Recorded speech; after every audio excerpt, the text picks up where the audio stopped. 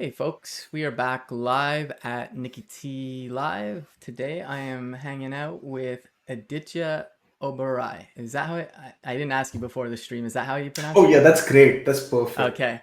Whew, feel good. I always just side note before we get into things. I always like to be able to pronounce people's names properly because it just it's respectful. I know a lot of times people will say no, it's okay, that sounded good enough, but I think it's important to get people's names right. But anyways, I digress. Yeah, so Aditya, for folks who might not know who you are, would you mind just kind of giving I guess the TLDR of who is Aditya? Awesome. Yeah, absolutely. Hi everyone. Hope you're all doing well. Thanks a lot for joining in next stream, by the way. I'm really excited to be here. I know I've been in the audience for a few of these, but it's great to be on the stream as well. I am Aditya. I currently work with the developer relations team at Appwrite, which is an open source backend as a service platform, which we'll be playing around a little bit more in the as the stream progresses. Um, I've been around tech communities, around hackathons for about 5 years now. Got quite active throughout school. And even though I graduated last year, I've been working in developer relations. I've been working in developer relations professionally for about 2 years now. Okay. And having a lot of fun as well, by the way. Yeah, no, that's cool. So, That's yeah. cool.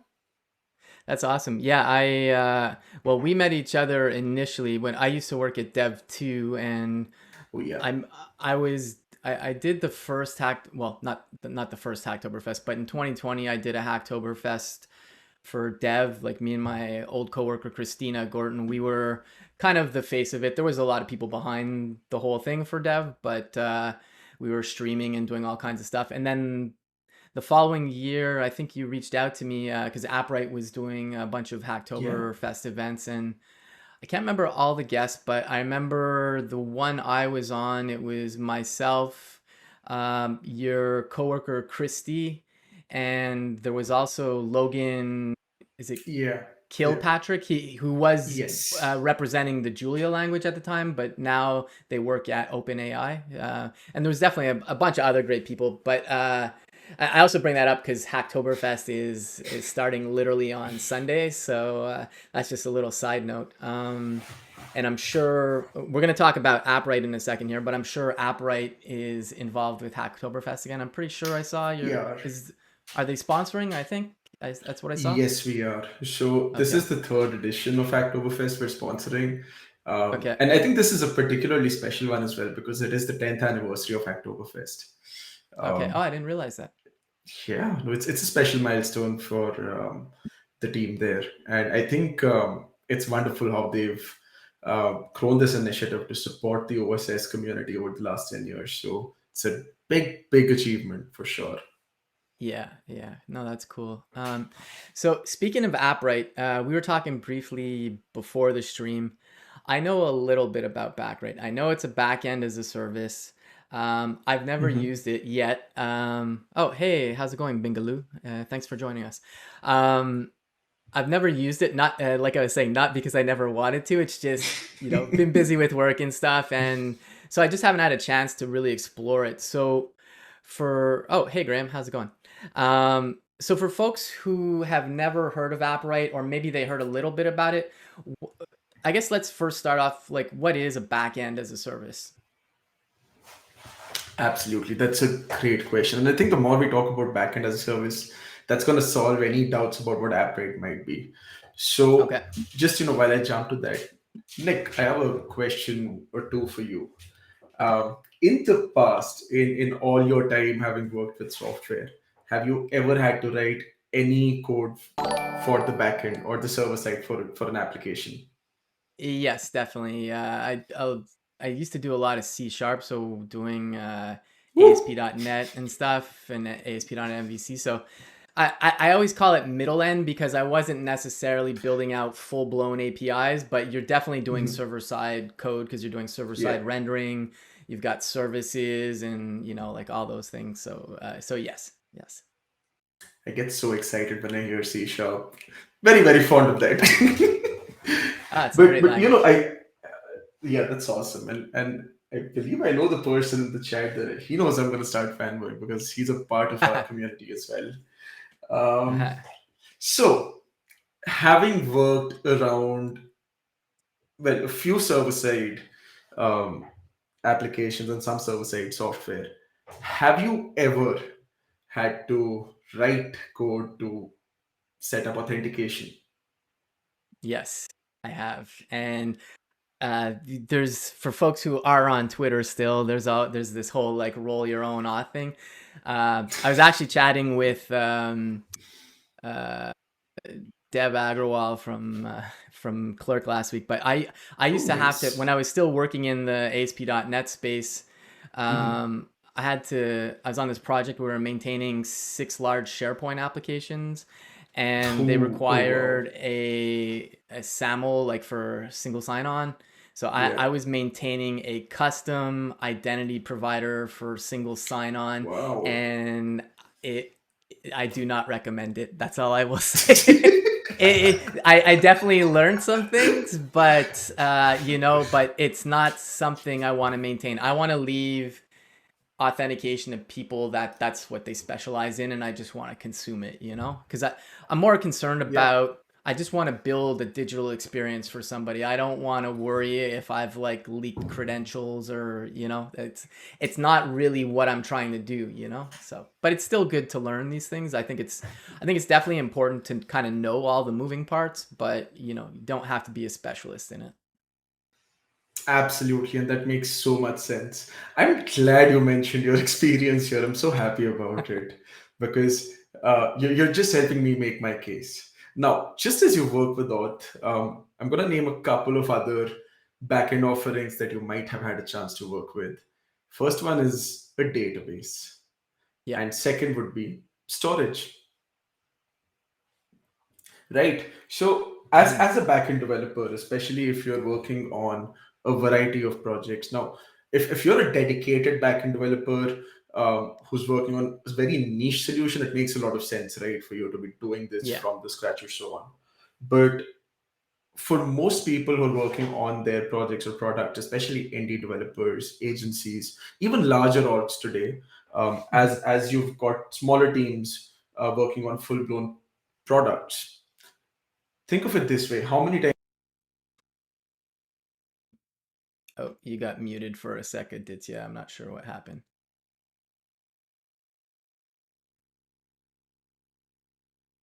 Just as you were getting to the good stuff. He's leaving us in suspense. Oh, thank you for the subscription, Tessa Tickles. Okay, well, while Aditya is getting his audio sorted out.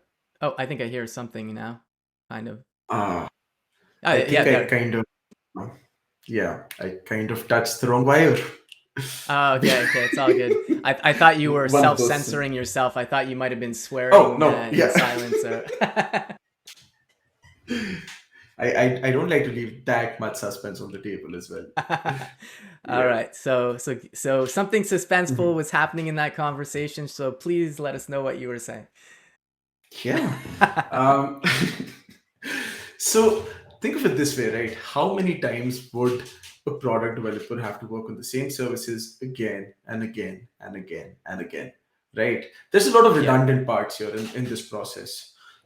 Most more often than not, if you're working on CRUD applications, for example, just to start with, and in my honest opinion, I think when we're looking at APIs, most APIs are CRUD applications. There's of course some processing along with them, but it's a very common thing, to be Yeah. honest. So a lot of these parts are redundant. They're common. You're writing them again and again, and you have to, because you of course can't take uh, parts and pieces from each software to the other, um, Hmm. right? And along with that, of course, you bring concerns about performance, concerns about security, because secure coding is another challenge of itself today. Architecting a solution that's performant is a challenge of itself today, which Yeah. can make it difficult for a lot of developers to have the perfect application right from the beginning. Yeah. Now, Exactly. this is exactly where a backend as a service platform comes in, right? They're gonna, like, what a backend as a service platform would carry is a general set of APIs that Hmm. solve um, a general set of problems, right? Like for example, if you need an authentication provider, a backend as a service platform would give you a plug and play option where with your client or with your server side application as well, if you need to plug in a solution, you have a pre-built set of offerings available. These services are built, these APIs are built. You don't need to write them again and again. You can just consume them. And so whether it is an offering for a database maybe, or Okay. for storage, something for authentication, just for example, you could basically have if you use a service like Appwrite, you've got Okay. the APIs for your authentication providers built in already. You just need to consume them via an Hmm. API or an SDK. So that is what Okay. a backend as a service gives you. It lets you not do all of these redundant. Uh, you don't have to build all of these parts again and again and again. You can just Yeah. consume them every single time you need it. One of the first popular examples of this space was Sparse Platform, which I Okay. believe Facebook used to maintain, right? And of course, this space exploded after Firebase entered the scene. Um, Okay. One thing that Appwrite brings here to the table is that a little while after these, of course, we Hmm. started seeing more and more open source offerings for the space coming up. And Appwrite is one such offering. It is an open source Yeah. backend as a service platform. So A, it solves the job for you because you're getting all of these services to consume. But B, you also Okay. get to see what's under the hood. It adds more transparency. You know what's running there, right? So Hmm. um, that's kind of what Appwrite brings here to the table. Okay. Okay. Gotcha. And yeah, I totally feel that, like, anytime you're doing something over and over, like this is, I can kind of give a parallel to the front end. So like I've been doing React since about 2015, and Hmm. before meta frameworks, people would create these Yeah. boilerplate projects. And so the boilerplate was literally like, and this is like, there's a lot of things you don't have to do nowadays. Like you don't have to configure Webpack and stuff. But Yeah. like back in the day, not to sound like grumpy old man or something, but people would be like, oh, I think this is a good template. I'm going to use this, and this. And it was literally something that people would clone, and that's how they would start their React project. And those those boilerplates still exist, but they eventually evolved into like a framework, and that's why you have stuff like Next.js now, Remix Yeah. and Gatsby and so on, and because they basically just made it a lot easier. So it's not exactly the same thing, but I feel that kind of parallel. And the other thing that's similar with all these scenarios too is they're all open source, and I'm a big fan of open source. I've been working in open source since like as a job since 2020. So I definitely have bias, but open source is, it's interesting because you'd think like, why would people use something that's completely open? Somebody malicious can do something bad, but the funny thing is, it's not so much that, because you have people maintaining these projects, right? And it's actually more beneficial for an open source project versus a closed source project, because you have literally people from all over the planet just saying like, oh, I found this issue, or like this could be improved. And obviously you have to be good maintainers and stewards of the project. I'm assuming that, but it's just a way to improve your platform. And by being open, like here's everything, like there's no secrets. I mean, maybe there's, we'll talk about it in a bit, but there's obviously, like a lot of open source projects, there's a cloud offering, because like it's, there's, I haven't, like I said, I haven't used Appwrite before, but I'm sure there's like pretty decent instructions to get set up if I wanted to host it myself, which is totally Yeah. doable. But a lot of times, even though there's like that option, a lot of people will tend to go towards cloud, It's so a good point. Yeah, because a lot of times what happens is that, of course, you've got the open source option, which is great in its own place.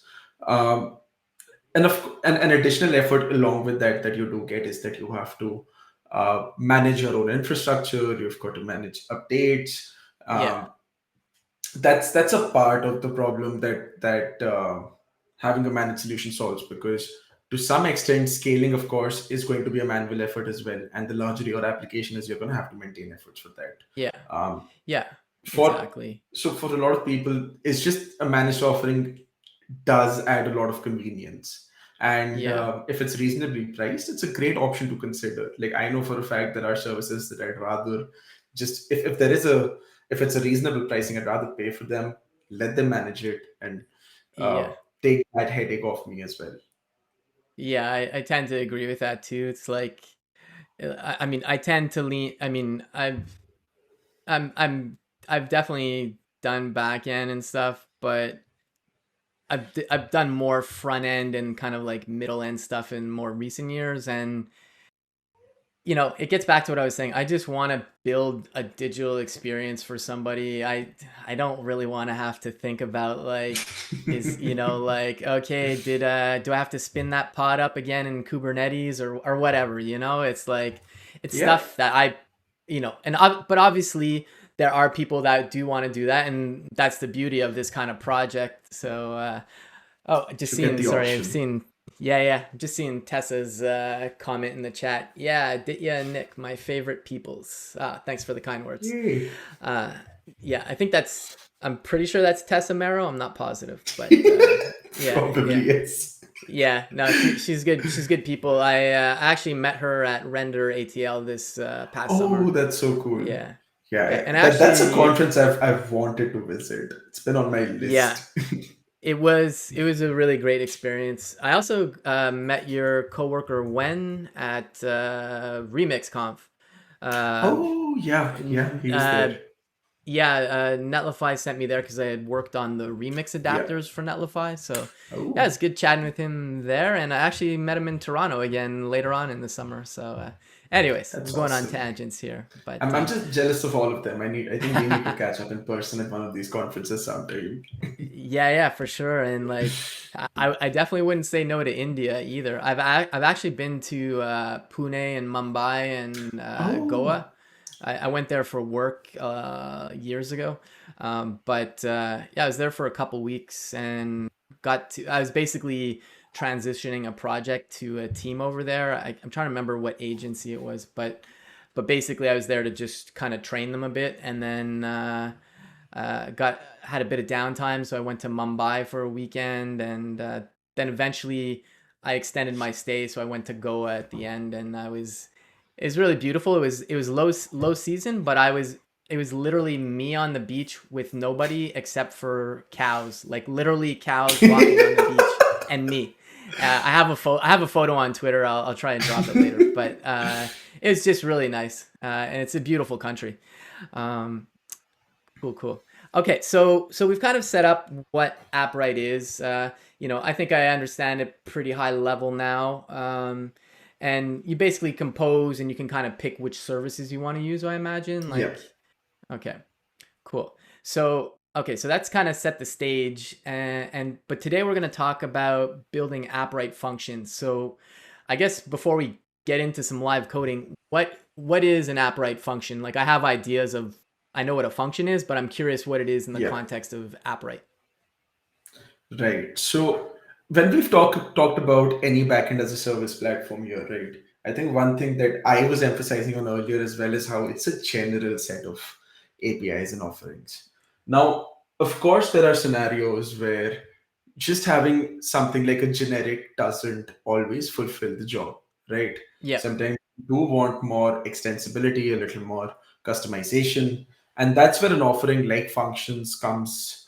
Of course, comes into the picture. So Okay. Applet functions are similar to it's like a serverless offering. It is a cloud functions Okay. offering here that we have. Um, Gotcha. and the way this would work is that it allows you to write small functions, Okay.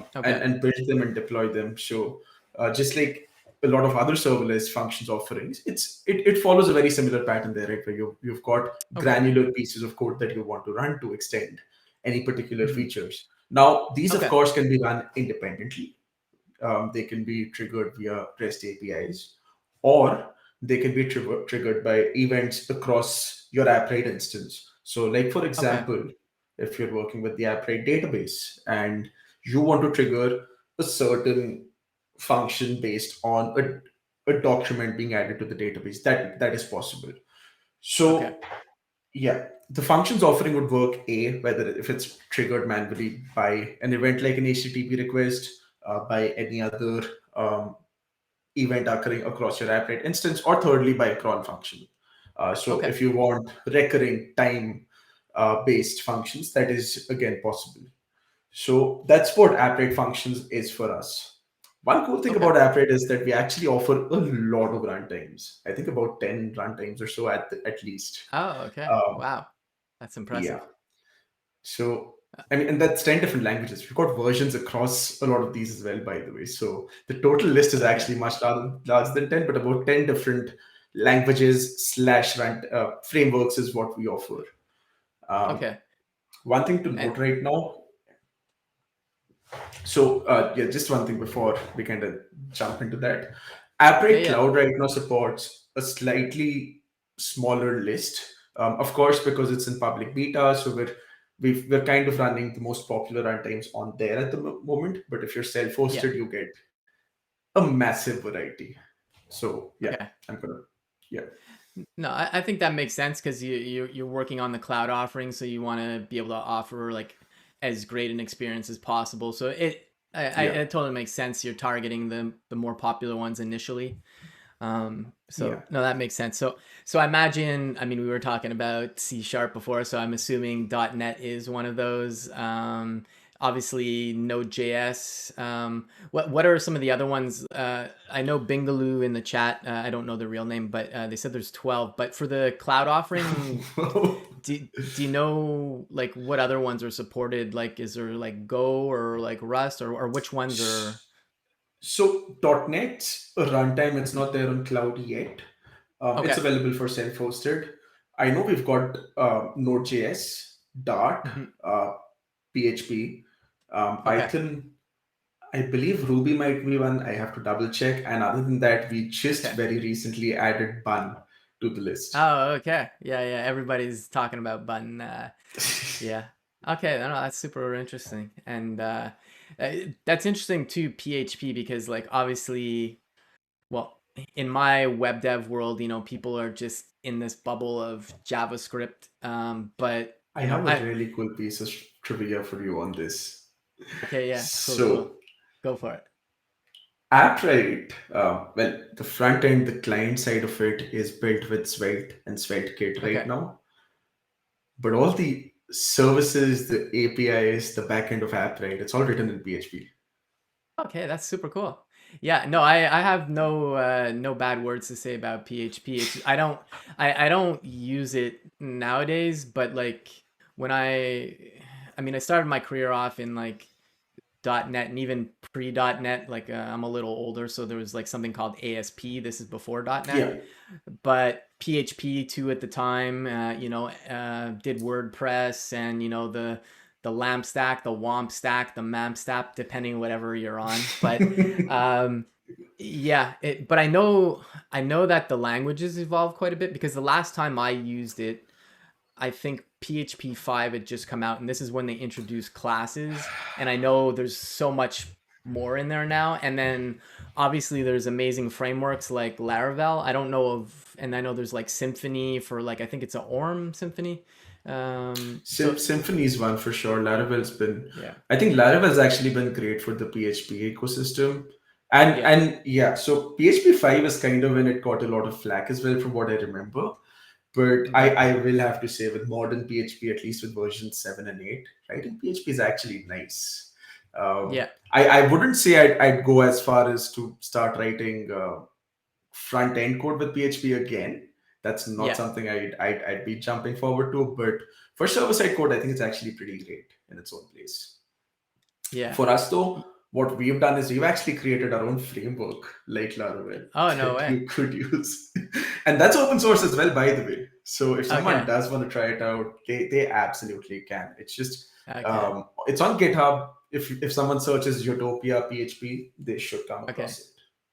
Ah, neat, neat. Yeah, no, uh, I mean, PHP, there's a lot of languages that were like it at that time, like from the server side aspect, like pre Yeah. .NET. Well, even .NET, like you could, it's more ASP, but like there's Java server pages, active server pages Hmm. from Microsoft. They all kind of had that similar, like you had, certain syntax to insert like server Yeah. side rendered stuff, and then you'd have your template. Um, I think I think I say this without having used Laravel, but I really do like the component based aspect of like frameworks, like or like the Hmm. libraries like React components and so on, Preact, Svelte. They all have this view with the Yeah. single file components. It's just really kind of easy to It Lego makes kind a of lot things of sense together. for this. Yeah, I will say I've been playing around more and more with um, web front ends now. I've Hmm. used to be more of a backend developer myself. I used to work a Okay. lot on .NET Web APIs, and I played around a little bit with Xamarin and Maui a while back.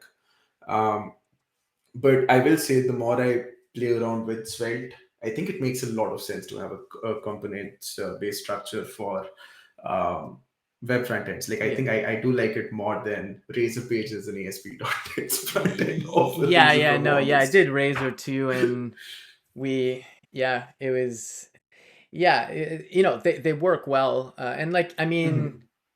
and we've actually had component based stuff. Like, it's not something brand new. Like, this has existed on the Yeah, back end. Like ASP has components. It looks like JSX to some degree. yeah. I mean, so it's not a new concept, but I think it's just gotten a lot of steam in the front end world, and for good Mhm. reason. So, but there's nothing stopping you from having a Laravel app that has a React app in it. You can still do Oh, that. yeah. So cool, cool. Well, that was a lovely tangent, but I know we should probably focus on a Oh, bit yeah, more Appwrite. absolutely. So yeah, so I guess, okay, so you're saying, so Appwrite functions are really, from what you described, at least from the database perspective, or like your store, they're kind of like triggers, but event driven, like for any kind of event that happens in the Yeah. database. Is it just for the database, or So is there others? it no no. So it could be anything across app, right? Okay. Um, I will say when I'm personally using functions, I just like to treat them like my mini APIs because Okay. Yeah. Yeah. HTTP requests are a very valid option, and you could just do that. So we've actually seen Hmm. some folks work with them, and maybe like for example trying to integrate Stripe with your application or so on. Okay. Um, you could just do stuff like that with AppRate functions as well right now. Oh, okay, that's cool. So you can kind of just, whatever your imagination kind It's of a free comes up word for with. you. Yeah. Not not to sound too cheesy, but okay. So say I wanted to get started with Appwrite functions, like right now, like if we jump into this now, I'm assuming I'll switch us over to pairing view. Just give me a second here. Sure. Um, cool. And so if I come to Appwrite here, you should be able to see this. I'll zoom it in a bit. Okay. I guess the first thing I'll do is I'll sign up, just because imagine I need an account. So I'm gonna just go with GitHub. Yeah, that's a good option for sure. Okay. All right. So okay. So let's see here. So we've got first project. So I'll just go ahead and say stream with Aditya. Okay. Cool. And I guess, do you want to, maybe before we even start building some stuff, do you want to maybe talk about the dashboard, or what are we looking Sure. at exactly? So when you create a project for the first time on AppWrite, and I think we might want to zoom out a little bit because Okay. with enough zoom, yeah, it Okay. it turns the sidebar into Okay. a tab. Yeah. So when you start off with the dashboard for with your project for the very first time, it's gonna have a few getting started steps for you. Now, Okay. what this does is as soon as you create a project, for most people, since they're either integrating this with a server-side application or with a client-side application, you do need to add these to your Appwrite project. At least for the Okay. client-side applications, you have to. The Okay. reason we have this is to make sure that we've implemented some amount of protection for calls related issues so that only authorized clients are interacting with a certain project. So if you have a client side application you're building, you need to add it as a platform. If it's a server side application you're working on, you would Okay. need an API key or a webhook option in the first place to interact with your Appwrite project. So you Okay. can create either of those here. Right now, though, because we're only interacting with functions, we don't need to jump into this yet. But if you're building a Okay. larger application, that would be a good idea here. Okay.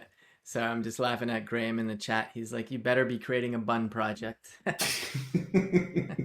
Soon, Graham. Soon, soon. Sorry, I got distracted with that comment. You were saying, where should I go to next? So next up, we've got our sidebar here, right? Yeah. We've Now, the overview, of course, brings us back to this main page. And by the way, once you do add a platform, you get a set of analytics um, Okay. and statistics essentially of usage for your project there. So that's a view you get access to once a platform is added, which makes sense Okay. because a lot of those stats would really start showing up only after your application is consuming this project, right? So, Okay. um, Gotcha. yes. Now, after that, once we've looked at this dashboard, we've of course got tabs here on the left on the sidebar there, which let us Yeah. access the four big offerings that we have. First one, of course, is authentication that lets you look at all the number of users you have. Teams is an offering we have that lets you group users in a certain team. We've also added labels Okay. now, but you could have common permissions for teams across different Appwrite offerings, so it's handy that way. We've got a Okay. So, security tab that lets you add certain features to help keep your application a little more secure. Like if you have a limit on the number of users you want, a limit okay. on the session of each logged in user. So, and we've got some more offerings for password history and so on as well. If you scroll down, then Okay. we've got templates. Yeah, so we've got a few of these here. Okay. Templates, what this lets you do is when you're using authentication offerings like Magic URL, or if you want to customize your email for resetting the password or inviting a user, you can add custom templates for this purpose. One thing Okay. here is that you do need a custom SMTP server for the same. So if you have something like SendGrid Okay. for you, um, or Mailgun, you could add that for and use custom templates that have your own branding or so on here as well. Okay. Gotcha. Gotcha. Then then of course there's a usage tab, and settings is actually an important one. I think usage we're okay about. Settings is one to Okay. look at though, because this Okay. shows you what auth methods you can use as well as an entire series of all the auth to adapters we have, and we have over 30. Okay. So Okay, and it's not just the, well, I mean, it's a lot of the big ones. Whoa, oh yeah, interesting. Autodesk. I used to work at Autodesk. oh nice, I didn't realize they had a offering for that. I mean, outside of, well, it makes sense, I guess, if you're using their applications, yeah. um, but yeah, okay, that's cool. So there's quite a few. So as long as you have your client ID, client secret, or any other thing you need, like an organization ID or so on for any provider, you can just plug those details in, and Okay. we provide a redirect URL for each auth provider, and then you can consume this with just a single SDK call within your Oh, okay, application. okay. No, that's really handy. Okay, cool. And yeah, there's all the auth methods, like you were saying. So Yes. no, that's interesting. So I'm just looking at the providers here. Like I see Spotify. I guess if you wanted to build an integration with Spotify, you could. So yeah, absolutely. Graham in the chat's like, what if you had a login page where you could choose, like, pick one from all of these? That'd be a little bit of a senses overload. Yeah, yeah, that is true. Next up, of course, we've got databases here after authentication, where Yeah. so one cool thing about Appwrite is that while we've of course had a wrapper for our data for our underlying database that gives it a NoSQL experience. Mm-hmm. Um, but not actually a NoSQL database. This is very much MariaDB running under the hood. So it is Okay. a relational database for you. You get all the offerings that come along. So if you want to create a database, there's going to be some more things after inside as we go. But the database offering, it'll let you create a database. Within that, you can create any number of collections you want, which equate with tables. You can create indexes for those, relationships across tables, which function similar to how joins are. So we've created an abstraction for this entire set of offerings here for your Okay. database. Now, some Gotcha. things are constantly being improved in this process. Like, for example, um, we are looking at layers within each relationship. So, as you go more and more levels into a certain relationship, that's something we're still working on at the moment. We do support Okay. about 3 or so right now. But there are updates that are happening here. We've got Okay. storage Cool. there, which works very similar to how storage buckets work. So you could create a bucket and then uh, you can go ahead and upload files accordingly. Okay. This actually just uses Docker's inbuilt storage offering. So as long as you've got space on your hard drive, you're good to go. When you're Okay. self-hosting, by the way. Yeah. That's lesser of a problem, of course, when you're using cloud. But we Yeah. will Yeah. For have sure. limits on, yeah. Right now, it's quite flexible, but eventually, as pricing comes into place, we're going to have limits on the amount of storage and the size of each, the maximum size of each file, depending on the different pricing tiers. Okay. Cool. Gotcha. And then, of course, Cool. we have functions, the Yeah. main one. Save the main one. The I don't know if it's the best for last, but that's what we're working on Oh, it's the because most fun one for sure. I think I've yeah. had the most amount of fun. So with functions, you could just create a function here, set it up, or so on. But we're not going to Yeah. do that yet because we Okay. have a really cool tab available up there now, which is called templates, which we're going to kind of switch over to because we're going to be using that a lot Okay. more for this particular part of and for the stream today. So Okay. one thing that came out in the latest release of Appwrite was function templates. And what they've done is that we now have a set of functions that you could just directly pull and consume. So Okay. in the past, what would happen is that for any function that you create, you could go ahead, if you have it on GitHub or somewhere else, you clone it, and we use the CLI, or of Hmm. course, you create a tar file and upload that. That is an option we still have today. But Okay. now what we've done is we now have a sort of marketplace. It's not a marketplace in the sense you don't have to buy these. You can use just all of these. They're all Okay. available on GitHub. But we now have this repository of a variety of different functions that you can just consume out of the box. So, like for example, something like a URL shortener, or there is an integration for ChatGPT, for example. So you could just use these functions out of the box today as well for your applications. In some Okay. cases, yes, one thing I will say is that you would need the necessary API keys. Yeah. Like, for example, for ChatGPT, which we can try because I do have an API key available that I can share with you on that. Okay. We can try that. That's probably a good idea. But Okay. so, like, for example, we've got the prompt ChatGPT option where what you would do is you'd go ahead, you'd click on create a function. You can select now for some functions they've been written in different runtimes. Like this one's been written in multiple, so you could just pick whichever one you like.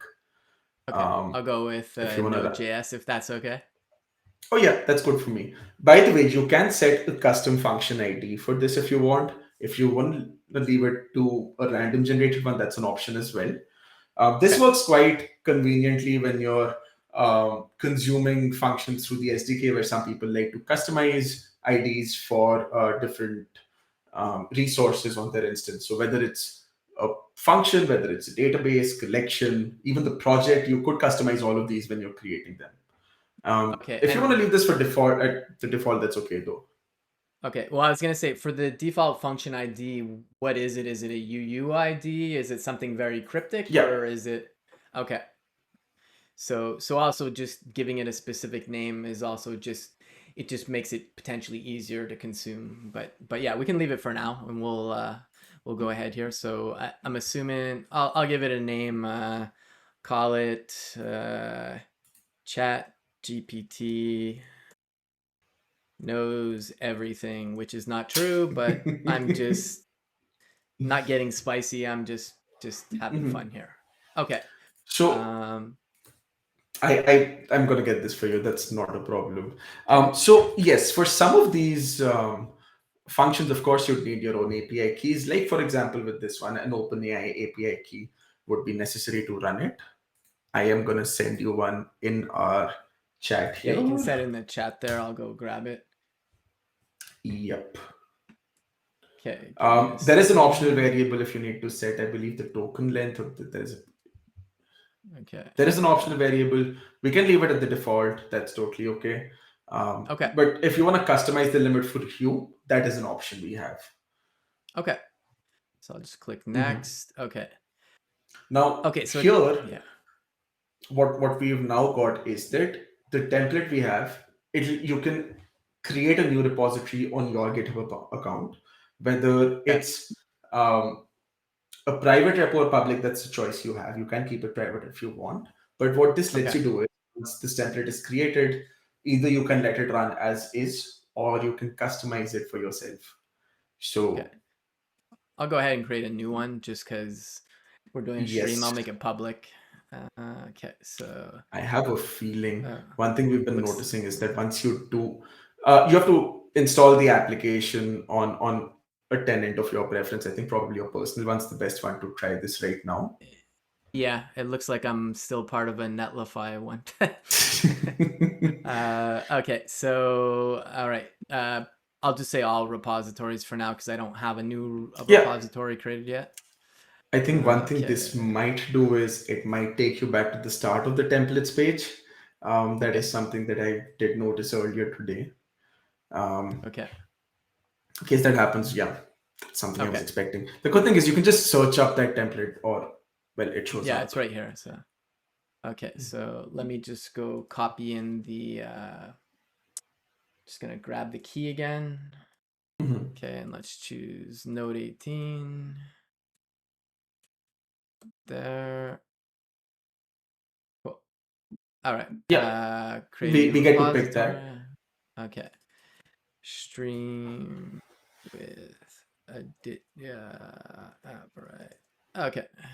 We do not. Oh, that I'm gonna make it public, but that's nice that it's private by default in case somebody goes, Yeah. "Oops," because it's a lot easier. It's yeah. Okay. No, it's just a Yeah. nice UX touch. So. Uh, yeah. Graham saying never preempt bugs. Wait for the bug to appear and then be like, "Oh, we must be on a brand new release. I will log that with the team." Cool, cool. So in this scenario, we can leave this as the default option. But in the Okay. future, if you have a function that you've created, even on the create function, aside from just using the CLI, you can now just use any GitHub repository on your account that you want as well. So in those circumstances, it helps to be able to customize the option. If you've got something like a monorepo where you've got a lot of different functions and you want to set a root directory for the function. For now, though, Okay. we leave this as is and go ahead and create the function. Okay. So let's go create. Okay. So let me zoom this down a bit. Okay. So at this point, okay, we're on a deployments page. So as we scroll down, what we'll see is Okay. that yes, it deploys this function for us on Appwrite's infrastructure. We've got a few different tabs here up above as well. So the deployments is where each function deployment after you've created it exists. One cool thing is that since we do have the GitHub integration for functions now, if you make any changes to the function, you can directly access the repository through the function page. If you see Okay. the source, um, just above this, if you see source as an option, this lets you Oh, access this the isn't. function directly. Oh, okay. Sorry, I thought that was the source. Yeah. Okay. So on source, we see GitHub there, right? Oh yeah. So Okay. if you just click on that, it'll let you Okay. see the repository, the branch, and which commit you're Okay. actually accessing. And so if you make a push on this particular branch that is selected, um, it'll redeploy the function for you. Oh, okay. Cool. No, that's nice. Okay, so at this point, it's already deployed, right? Oh yeah, it's deployed. Okay, So what we can do next is that we access the domain here that we have. We just go click on the domain, okay, and what this will do is it'll give us a nice little chat box for you that you can actually test this out in. okay. So uh, let's see here. What is the meaning of life? Ooh. I'm just curious if it's read the Hitchhiker's Guide to the Galaxy books. Oh, it's failed to query me. Hmm. Hmm. I wonder if that's the API key, maybe. You know what? Let's maybe go ahead and check that out once. Yeah. So Okay. if we So go to the function, just we'll go okay. back to that page. Okay. I have to navigate back. Yeah. Okay. We've got the settings tab up there, right? Yeah. So under settings, um, we can add, check, remove any um, variables that we might have, or so on. Okay. I'm just looking for it's here. Okay. So So, open API. Okay. so it looks I like won't. we do.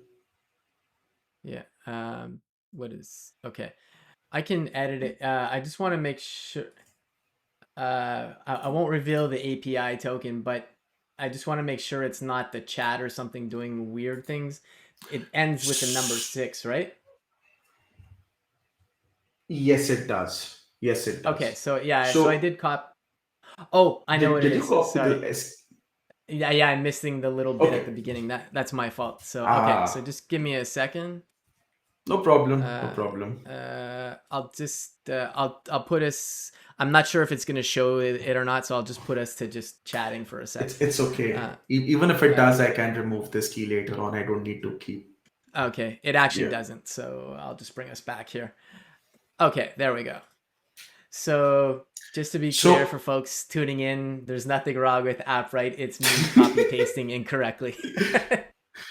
so one thing we've got to do now is that because we've updated uh the variables here, and each all of these variables are coupled with each deployment, so you'll have to redeploy this function Okay. for now. So you just click on the redeploy button there. Yeah, and it's nice. It tells me. So Yeah. yeah. Okay, so basically I broke It our app by forgetting to put 3 characters in an API key, people. in fairness, the first time I was using the API, I made the same mistake. So Cool, cool. now, Okay. yeah, now what we can do is we can go ahead to the domain that we have. We'll just Okay. refresh it once. If you want to do a hard refresh, that might be a good Okay. idea. There we go. Okay. Perfect. So now we can try it And now, again. ideally, What this is should work. yeah. And the nice thing too here is, I mean, we haven't done a lot of work yet, but this is something that we could build pretty quickly. Like obviously it's a template, so it's just a starting point, but you Hmm. can I don't know. I always find with like any kind of stuff that's on the internet, it's always satisfying to see something like quickly, That's why I've always loved web development. So Yeah. okay. So, all right. So Chat GPT got real deep with us and gave us an explanation.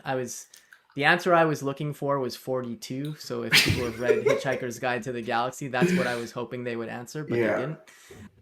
But anyways, so we've got things I, working I, here. I do have to say one thing that I discovered very recently when I was trying out some of our Dart server side SDKs. The Dart Quick Start for a console app actually does feature that.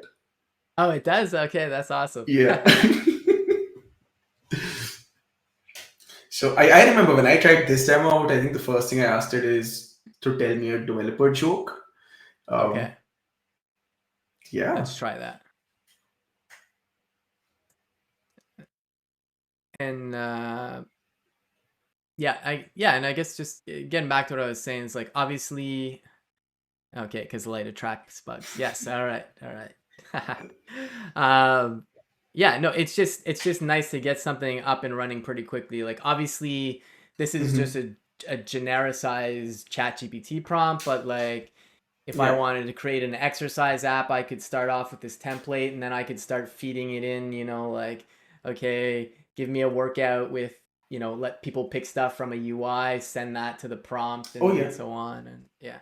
Okay, cool. So, for example, now if you do need to customize and create your own function from scratch, there is Yep. one really, really cool set of function templates that we have, which are starter templates for each of these. Um, Okay. by the Let's way, go with so that. to some extent, yes, with functions right now, you could actually send back an HTML page if you'd like, which is what we've done with some of these templates, like the Chat GPT demo that we have. Yeah. You can create a landing page. I think right now a full framework or so on is still something that we wouldn't um, put forward. But yeah, if you have a simple landing page written with HTML, you could go ahead and do that. Okay. Yeah, I see. Oh, so you're answering Adalberto Brandt's question? Yeah, I saw that Okay. question popping out there. Yeah, yeah. Okay. Now, so if for example you do need to create your own function from scratch, one way to do Yeah. that is using the Appwrite CLI that has some scaffolding available for you to create a function. But the other thing we've done now is that we actually have starter function templates available within the template um, Okay. store that we have here as well. So if we go back to the functions tab, we click on templates. We've got starter functions now, right? So just click on there. Yeah. Okay. And so starter functions actually let you create a function with any of the runtimes that are available on Appwrite Cloud right now. In fact, we've created Okay. starters for every language pretty much that we support with functions at the moment. Okay. Um, but yeah, for cloud, of course, this is the beginning place. So now, as you go forward and create a starter function, Okay. this is an So optional variable. It's not a mandatory step at the moment. So if you want to skip this, we can skip this because we don't need it okay. immediately. Cool. And so we'll create a new repository already. And for folks who Yeah. might have just joined the stream, initially when I got to this point, I added the Appwrite GitHub app to allow certain interactions. Okay, Yeah. so let's call it Appwrite, not AppWire, Appwrite function starter. Okay, cool. We'll make it public. And also, side note, but when I was chatting with Aditya the other day, because I accidentally misspelled Appwrite, it's Appwrite with a lowercase w. So just reminding Thank you so everybody. much for that. Cool, cool. All right, so I'll just go with the defaults here again. Um, Yeah. what's the silent mode? When enabled, comments will not be made on pull requests. Oh, okay. It just does the Yeah. commits. Okay, gotcha. Okay, so it says The best reason starter we've got function that there beginner. actually is so, like just as we had the source as a commit, you could actually have deployments on pull requests as well. So Okay, on a pull request, like for example, when if you've got Vercel integrated to your repo, you see a set of comments on each PR, right, that let you inspect and try it out. Similarly, okay, Appwrite also comments on your PRs if you do okay, that. So for this starter function, what we've got here now is that before we kind of jump into testing this out, I think it'll actually be a good idea to check out the source ones. So if we okay, can go to the source. okay. Sorry, just answering putting Oh, a yeah. tweet out saying we're still streaming. So, okay, so No problem at all. yeah. So you said to go to which tab? To just to access the source ones from the deployment there, because Okay. the source, not Oh, sorry, starters. sorry, sorry, Yeah, sorry. Where is it? the best starter function is what The we created. source. Okay, yeah. Okay, Yes, so and we then just just click on the go. repository. Okay, So when this function is created for you on your GitHub repository, you actually get a little README documentation on how to work with your function. So oh, okay, cool. it documents what each request returns you as a response, um, as well as any configuration steps. So Okay. it will document what the entry point for this function is, what runtime it has, and the cool thing there is, so even if you have any environment variables, those would also be listed here. So if you do that for the chat GPT function, you'd see the environment variables mentioned there as well. Okay. Gotcha. And Gotcha. so because our entry point for this is the src slash main.js file, you can actually find the function code there. Cool. So let's While see. we're on it, I'm going to do one thing, and I'm going to share a link to our documentation that tells you how to build a function, because that will let people look at samples for each of the languages we allow folks to work with. Okay. Cool. Cool. And I think Yeah. the links are on. Graham's like bun, bun, bun, bun, bun. Yeah. Have you I'm used just going bun to yet, share you Graham? the link. Yeah. Yeah. Sure. No. Go ahead. Yeah. Sorry, but I think I need Graham to is being verify a jumper. my Twitch account and stuff. So, Okay. Yeah. You can just drop it in. Oh yeah. Okay. I see it. Just yeah. give me one sec. Copy link address. I'll just open that up here. Okay, and I'll just drop it in the chat as well if folks want to check Oh, that yeah. out. Cool. All right. So okay, this is just explaining the breakdown of the Yeah. parameters in the function. Okay, gotcha. Exactly. It has quick start functions as well for each of the languages and slash frameworks we support. Okay. So with Node.js, we actually will see this exact same sample as you look at the repository as well. But otherwise, it's also going to tell you if you do need to work with the CLI, how you can do that, Hmm. as well as Okay. so for this function, of course, we've got our request and response parameters available within the function itself. It will give you a Yeah. breakdown on what um, properties you get through these as well as you scroll down, which can be really Yeah. handy. So, because if you want to access the body of it or the path or the queries or so on, as you keep scrolling down, you'll get access to all of this information. Gotcha. Yeah. Okay. Cool. Okay. And like you said, this is the equivalent to what we currently have in my project here. Which where did it Yes. go? App components. Nope. Sorry, that's work. That's What happened to it? Where did it go? Oh, I think I might have. Oh, here we go. Okay. oh, yeah. I got too many tabs open. I'll close a few things. Okay.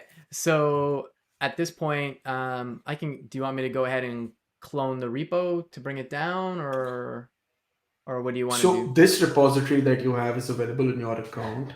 Okay. It'll give you an example of how you can work, and you can clone it if you want, or if you'd like, you can also run code spaces. Yeah. Okay. Yeah, we can do Yeah. code spaces. Sure. And when we open it up in code spaces, is there does it I guess I can just run the steps to install it. I know depending on large, because like when I worked at Dev 2, like there was a lot of things to set up, so I had this like Docker setup, or no, we were using Gitpod, We but wouldn't need that here, because yeah. the moment you make any push to the code here itself, um, Yeah. you'll see a deployment on your Appwrite instance. So that's not a problem you'd face here. Okay. One thing that we do plan to work on in the future that we don't have is a local test library.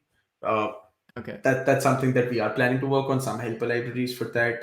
But so if you have a local instance of Appwrite, you could just test off that if you'd like. In the meantime, though, Okay. because right now that's not something we're too worried about, there's not much local setup you'll need to do. We can directly Okay. jump into the main.js file that we have.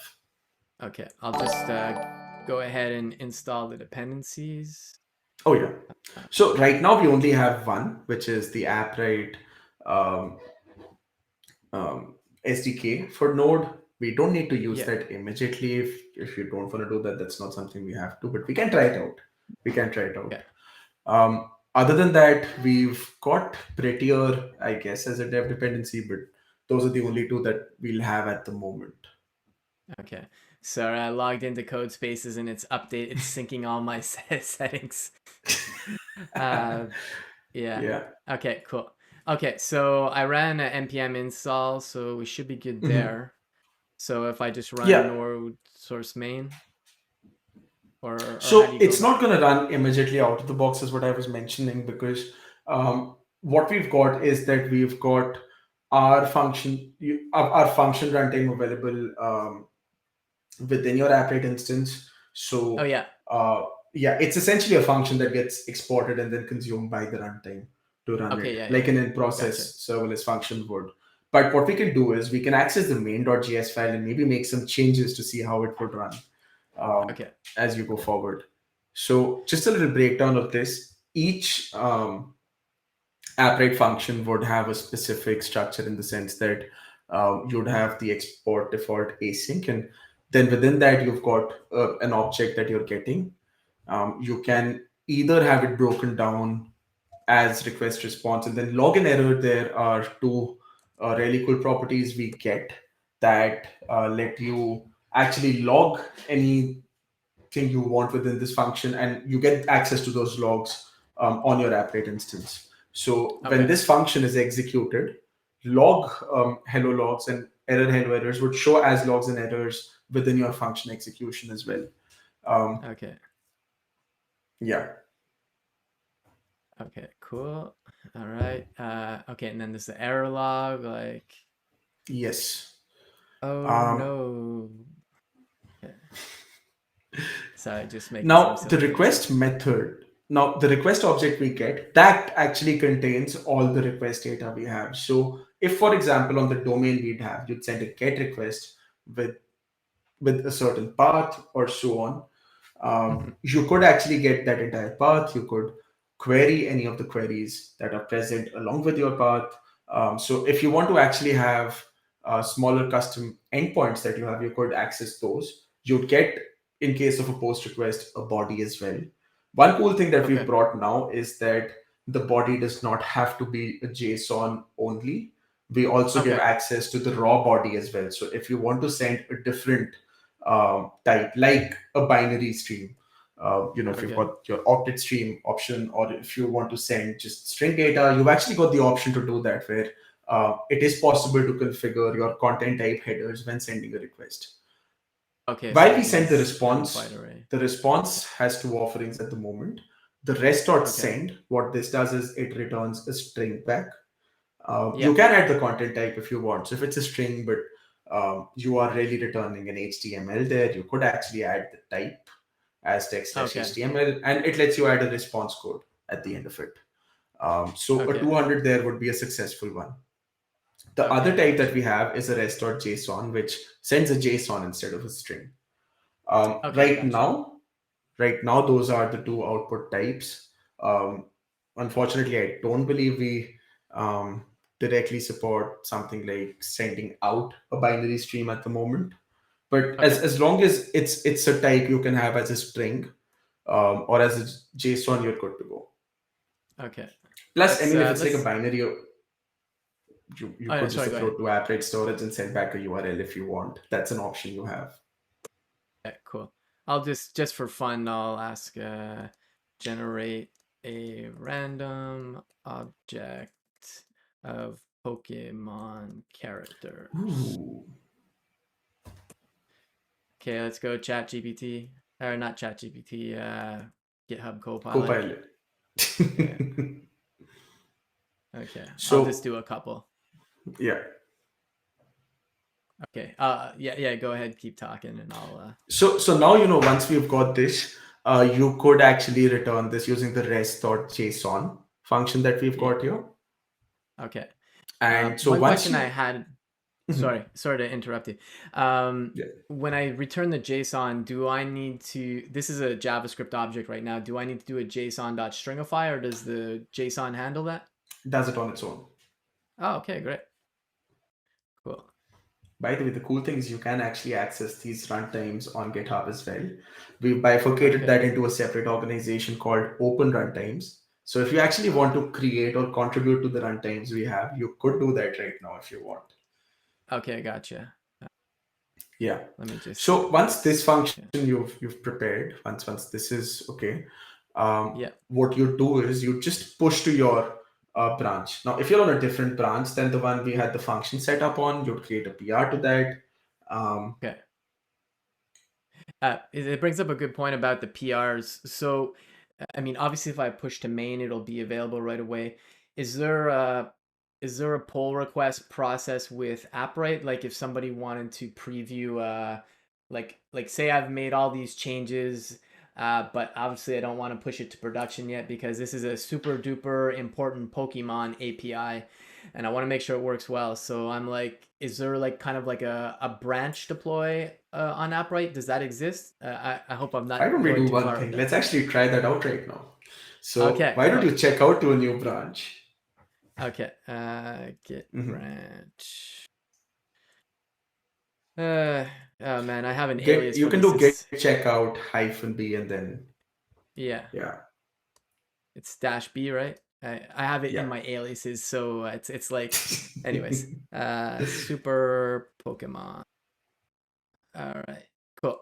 Okay, get and okay, get sure. Oops, getting it's so used to my aliases. Get commit sure added some Pokemons. Okay, and then let's do GitHub PR create. GitHub CLI for if folks have never seen that is amazing. I use it all the time. Okay, Chore added some Pokemons. Okay, let's just submit it. Um, Mhm. okay, So once that PR is created, let's actually go and check out the PR as we have it. So um, okay. What's this? No, I don't. Okay, let's go check out the PR. Okay. Oh, okay. So we've got the Appwrite GitHub app here doing some work. I'll let you yeah. speak to that. So what happens is that for any PRs you've created, Appwrite does provide you a test deployment to play around as well. So Okay, when we go for when we when we go back to our function deployment, we actually get to play around with that. The view logs there actually lets you check the build logs for us. The fact that it okay, says ready for us means that this function is ready to be used, which means it didn't break. And okay, we've got a little piece of trivia there about Appwrite that we've added, just to okay, compare with between cursor pagination and offset. What silent mode, which we didn't select earlier, would do is it would prevent a message of this sort from coming onto your PR. So that is the okay, option silent mode provides you. But so now when we okay. go back to our um, when we go back Go to our to functions page, the tab we okay, had. yeah. Oh, we can come here. Oh, I It's think that oh no, just takes you to that's the documentation. oh okay, okay, yeah, yeah, okay. Wait, let me just close a few things here. I Okay. believe it's yes. Let me close So this. we have a new deployment from a few seconds back, if you notice here. Now, Yeah. if you click on the source once, let's just try checking on the source. Okay. So now it Oh, shows that yeah. I hope Oh it's wait, the that's same the one. Can initial you? one. It's this one, I think, isn't it? Oh, Oh wait. Oh, it's this one, I can we think. just double check on the deployment ID once, just to hop back and see because Okay, yeah. on that Just give me. PR, on the PR we had, Uh, yeah. So we have did a okay. deployment with, Okay, where's that? Okay. Let me refresh real quick. huh? Uh, Let's do one thing. Let's just oh, click here on it is. source Best. once. Oh, Oh, no, that's the main, that's the function in general, the name. Um, yeah, where's the deployment ID? Is that what this is? can we just click on view logs there because I'm Yeah. getting a little confused. Yeah, yeah. Okay. So we do have a deployment and it's ready. Mhm. Um, okay. I think I was just Let's looking try at the one. wrong one. Yeah. So let's just try one thing there. Um, Okay. yeah, let's just click on this once and we'll see if Okay. things are working or not. Okay. Okay, so that's So the that old wasn't one. the PR, that wasn't the branch. Okay. Huh. Guess I'm gonna actually have to check this once as well on my own end. Let me see here. Um, it's okay. That's the beauty of live streams, folks. That's You true. know, That's true. it's not a perfect YouTube video, so if that's what you came So for. Sorry. let's do one thing here. Um, let's just go back to the function and see if we can change our branch once. Um, In so here or if in we go the? to if we go to settings once, Okay. and we scroll down. So Okay. in the Git settings just above, Oh, sorry. Okay, and then change it to Super Pokemon. yeah, and we Okay. update that. Okay, and then if I And come, now, I can execute that now, I oh, I guess. think that's just the logs. Let's just go back to the deployment. Okay. So it should be here, the branch running now, right? Ideally, it should be. Can we just redeploy once? Because what it's gonna do is it's gonna pull our deployment Oh, from okay, here. the, yeah. Okay. And let's just click on source to double check that. Well, once it's deployed, because Okay, yeah. yeah. Okay, so it looks Huh. like it's main still. But it must be one of these, because if I look at here, Ideally, yes. oh, Ideally, you know what? yes. I think it's this one, maybe. Wait, let's see. Let's just click on This the is, source there. yeah, okay. No, that's not it. Huh. Is it this one? Oh, Super Pokemon, it's this one. Oh, okay. Okay, So so if in that case, yeah, I, we can just make this, we can activate this. okay. Okay, and So let's so, just click on that once again, just on the source okay. too. But yeah, either way, this Ah, should okay, work there as we well. go. Yeah. I Okay. think we might have just missed that deployment Yeah. and redeployed it again there. Yeah. Okay, okay. All right, so there we go. The Pikachu Super API is available now, folks. Send me hundreds of thousands of dollars, and it's all yours.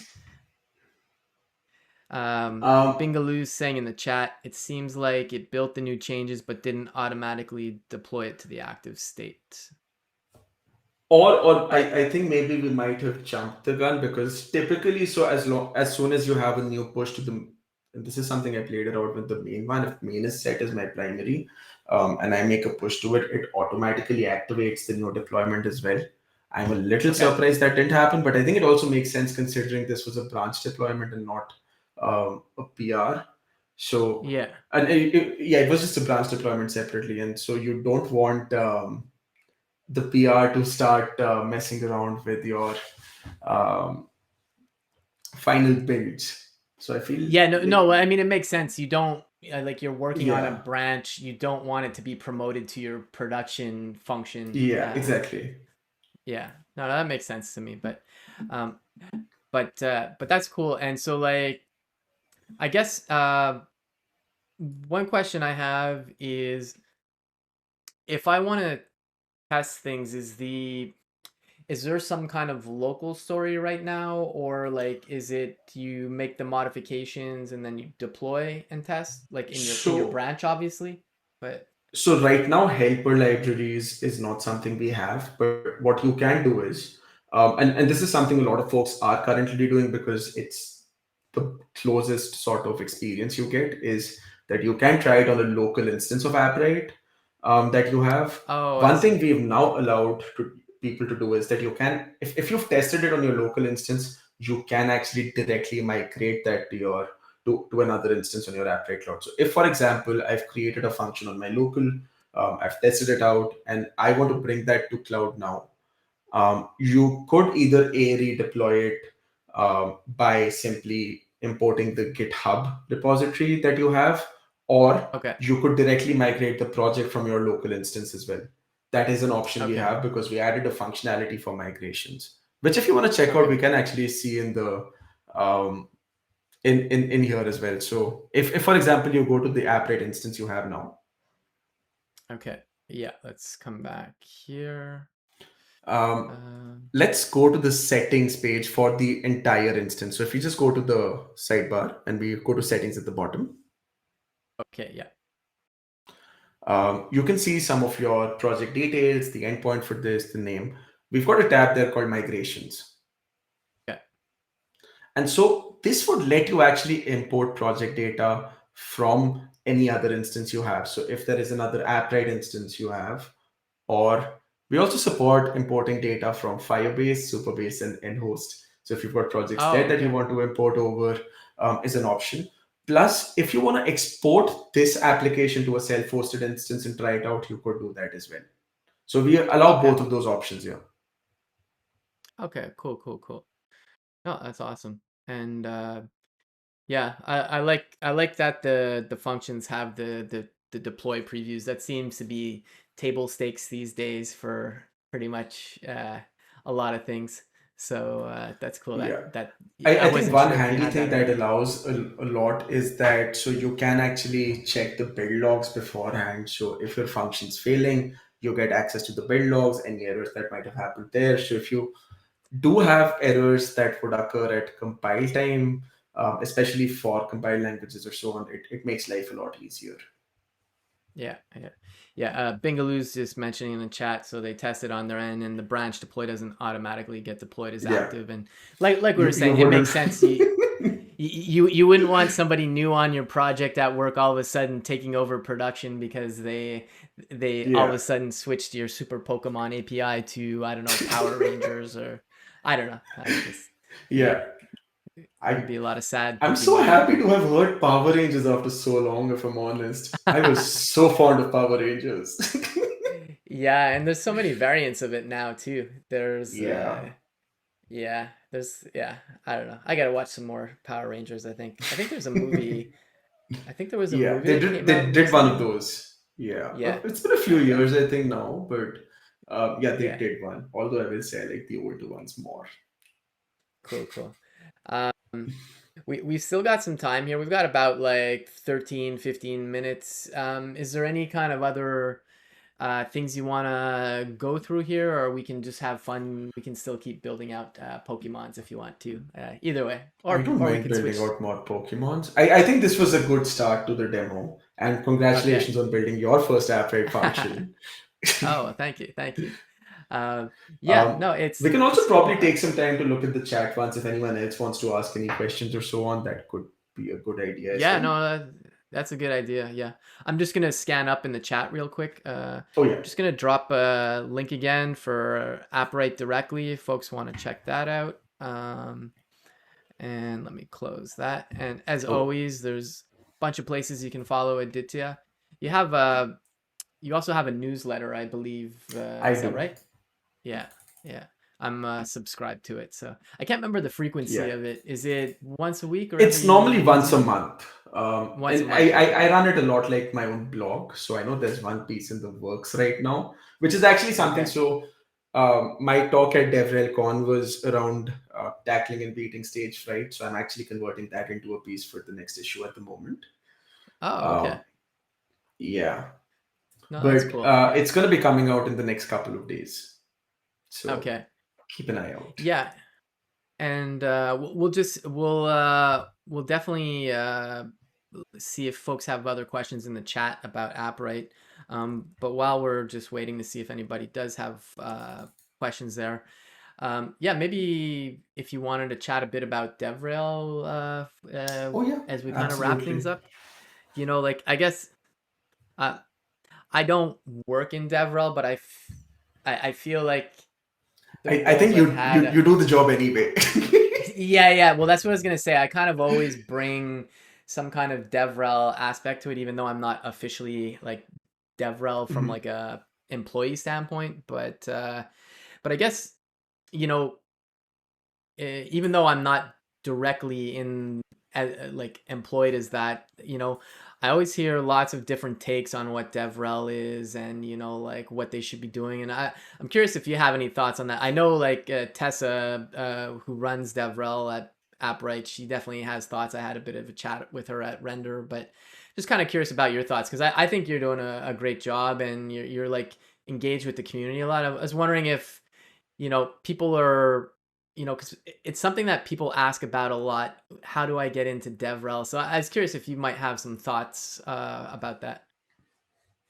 So when I person and this is I'm going to say as a personal sort of opinion, when I look at developer relations as a space, I don't purely see it as a job. I see it more as a practice, or rather as a philosophy. Because the truth is, you don't need to be a practitioner formally in the space to actually still help developers. And so the way I see developer relations, the idea, the concept here is to bridge this certain gap that we have, right, Okay. between certain developer products and, of course, the developer audience around it. Now, as I say Cool. that it's a practice and you could do it without a job, what I believe is that you still have to be doing it for something. Yeah. Like I I think it's for me personally, it's very difficult to always quantify DevRel as a space is in the sense that which I just do DevRel, but for what? Right? There Yeah. has to be a purpose, there has to be a goal.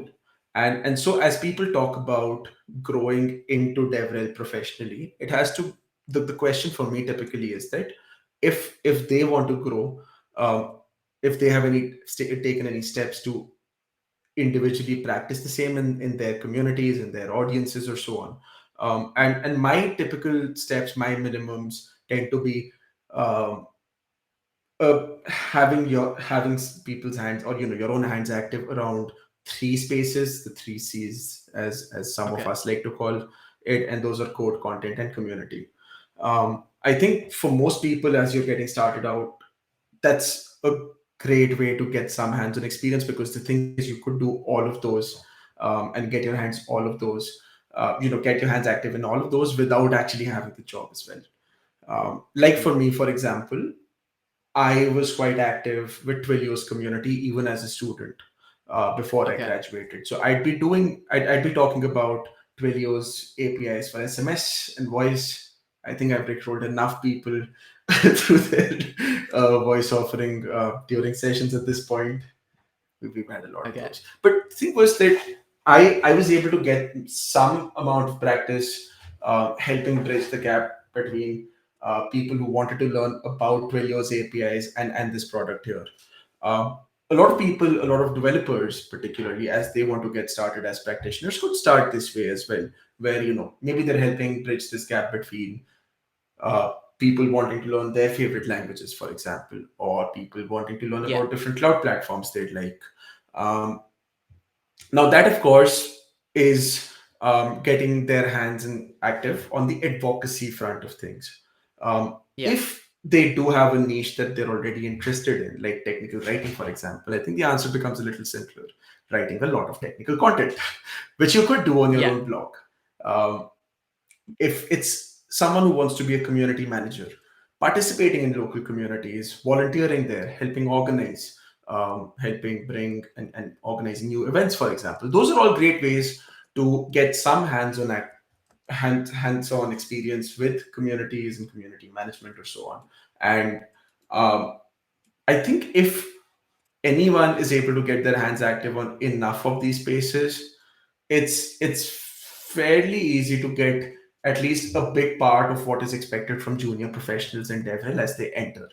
Now, of Okay. course, with that being said, with a lot of companies, there are some trickier aspects, because while, of course, we have a very general definition of what DevRel means, Okay. each company has their own purpose for bringing this team, right? Like when we're talking about bridging the gap between developers and the product, some teams need more help with developer experience, some teams need more help with content, some would want a heavier focus on community management.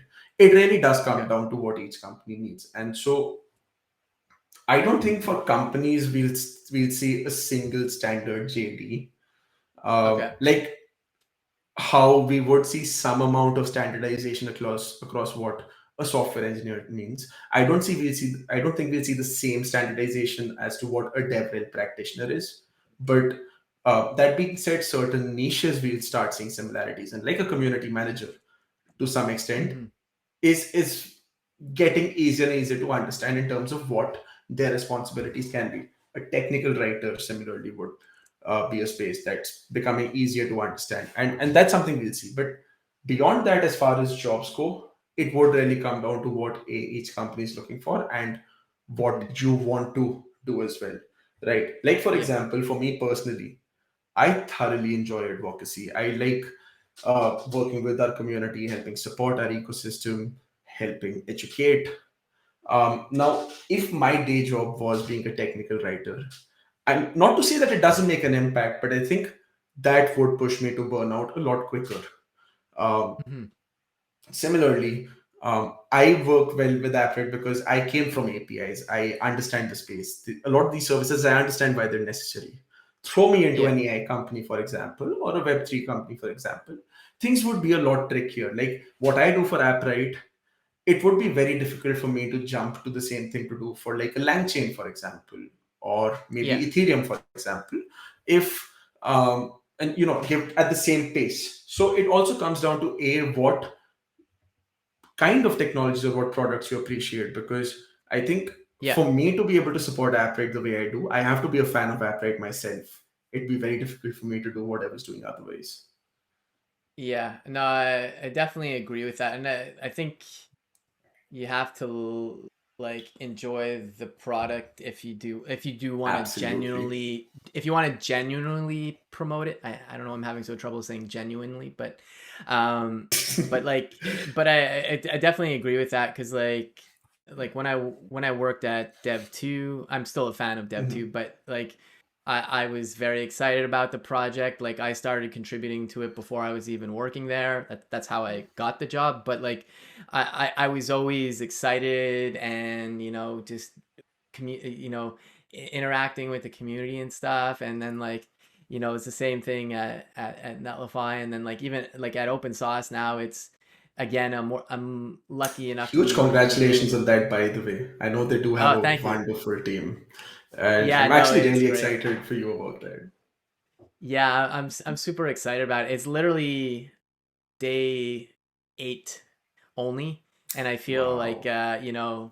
already a big part of the team already, so that feels good. But like I was excited about the project before I started working there, and I contributed to it as well. But like it, back to your point though, like I have friends that are salespeople and they're good at it, but I really need to kind of genuinely believe in something to actually talk about it in a positive light, like for example, I don't know, my father is a financial planner. I have no interest in that, and there's no way I could sell any of that, because I'd be like, yeah, here's some mutual funds, I guess, or whatever. Like I'm not excited about it. Like, so I couldn't. Some people can fake that, but I can't. I need to genuinely like this is awesome, and like let's talk about it, and I think that comes through with people. You can typically see if somebody's genuinely interested in something, and it definitely changes it, like. So that's, I don't know, that's, I'm really excited that you're generally a fan of Apparate, and you're like, from every time I've seen you on spaces or giving talks or whatever, you're always like excited, have a smile. So I think that's great that it's nice. I know a job is a job. You got to I'm carry just, that pride. I will say yeah. I'm proud of the work we do, and I'm proud of our team, and I love carrying that forward. I think that's always something Yeah. special. Yeah, and like I'm kind of the mindset, like I understand a job is a job, but why not have fun at your work? Why not enjoy working with your Exactly. coworkers? And I mean, So if you're happier, then that's just nicer, isn't it? yeah, exactly, I exactly. think that's actually something that's very necessary for developer relations, because it's so people centric at times. Um, Hmm. it's easy for it's not so difficult to actually catch those emotions. Like for example, we're able to read when a pitch is being too salesy, isn't it? Similarly, if it's genuine, that's also well read. That's often read, and it's got subconsciously as well at times. Yeah, It's something you might just realize a little later, maybe rather than at that moment, but it's something you're able to read into, and you can yeah. see that genuine passion and interest at that point. And I think for someone who's entering developer relations, it's something important. Like if Hmm. you, I know there are teams, there are um, companies which are doing amazing work, and some of them that I'd applied to when I was looking for my first DevRel job, but I know that there were teams that I rejected as well that reached out. And that wasn't really a mark on whether their products were good or bad. It's just I had to evaluate whether I could create value for those. And if Hmm. I am not interested, if I don't care about them the way I do for Appwrite, I don't think I'd create the same value, which would be worse for both them and me. So Yeah. that's an important thing to keep in mind for developer relations, at least, is that I don't think I would just jump into any organization to support their DevRel efforts, um, Yeah. just because I need to care about them that much as well. Yeah, no, for sure, for sure. And I don't know, I think that's kind of a nice place to end on a good note. We're at 2:30 on the mark here, but I do have to get back to work shortly. But I just wanted to say I know it's a little later. You're in India, so appreciate you taking the time to come on, hang out on the stream. I've been looking forward to hanging out with you for a while. We've kind of chatted on Twitter Spaces and like I said on a couple Yeah. Hacktoberfest things, but it's nice to Mhm. actually have like a good conversation, and hopefully we can meet up We at should some do this point in more real life. often. Yeah, yeah, for sure, for sure. Cool, cool. And yeah, Bingaloo's saying in the chat, lovely chat. So yeah, thanks everybody in the chat for coming today as well. And yeah, going on next week, I'm just gonna drop the schedule. My stream schedule is gonna change at some point because I have an all hands on Wednesdays now. But for now, if you check out the schedule next week, hanging out with what's their name? They have a nickname because I have their real name, but they give themselves a nickname, Pelly. So it's gonna be a fun one. So next week we're gonna be talking about device script. It's TypeScript for Oh. microelectronics. So if for anybody interested in IoT stuff, I definitely encourage you to check that out. Um, Pelly has been working at Microsoft for quite a while. He's worked on different platforms. So there's device script. There's I don't know for folks who might be in the UK. There's a device called Microbit. They gave this out to all the students. I have one because I got one for one of my daughters a few years ago. But the UK education system, it was pretty cool. They gave these out for free to all the students. Wow. I think it was in, can't remember if it was primary or secondary school, um, but I mean, I've been basically, considering getting one for myself at this point. okay, I've been thinking about yeah, it. I think it's a really cool um, yeah. device, and you can do a lot of fun stuff with it. Yeah. So we're gonna be talking about device script, but there's a bunch of like IoT scripting languages. So yeah, again, if you're interested in that kind of stuff, highly encourage you to check it out next week. Um, and I have more people coming on. Amy Dutton from the Redwood JS Core team's joining me in October as well. I just have to update my schedule a bit. And yeah, that's pretty much it. Thanks again, everybody. Aditya, if you just don't mind staying on for 1 second, and everybody else, we'll see you next week.